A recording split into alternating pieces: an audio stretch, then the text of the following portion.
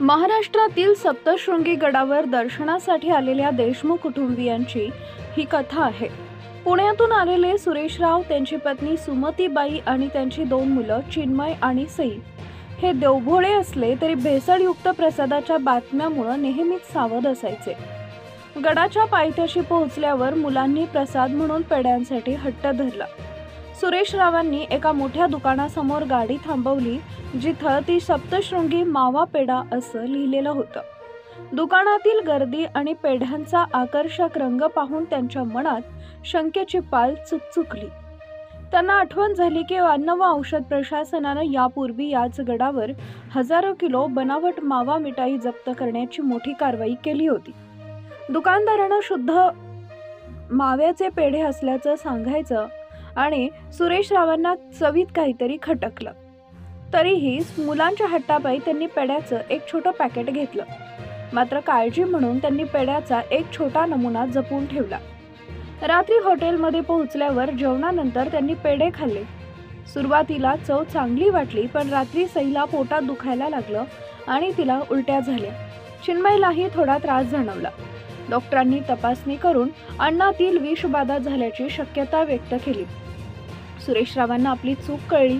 त्यांनी दुसऱ्या दिवशी सकाळी त्वरित अन्न व औषध प्रशासनाच्या जिल्हा कार्यालयात फोन करून तक्रार नोंदवली। त्यांना रात्रीच्या घटनेची माहिती दिली आणि त्यांच्याकडे असलेल्या पेढ्याचा नमुनाही तपासणीसाठी देण्याची तयारी दर्शवली। प्रशासनाच्या पथकानं तात्काळ कारवाई करत त्या दुकानाची तपासणी केली।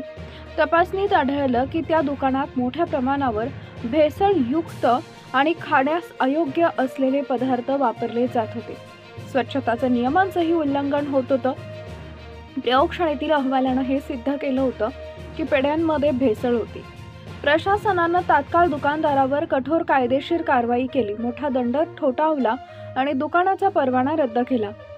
या घटनेमुळे गडावरील इतर दुकानदारांमध्ये जागृती निर्माण झाली आणि त्यांनी विक्रीची पद्धत सुधारली। देशमुख कुटुंब पुण्यात परतले। सई आणि चिन्मय आता ठीक होते, पण या अनुभवानं त्यांना एक महत्त्वाचा धडा शिकवला। सुरेशरावांनी मुलांना समजावले की देवाला घाबरणं महत्त्वाचं नाही, तर प्रामाणिकपणाने सद्भावनेनं वागणं महत्त्वाचं आहे। देवावर श्रद्धा असावी, पण विवेक कधीही सोडू नये।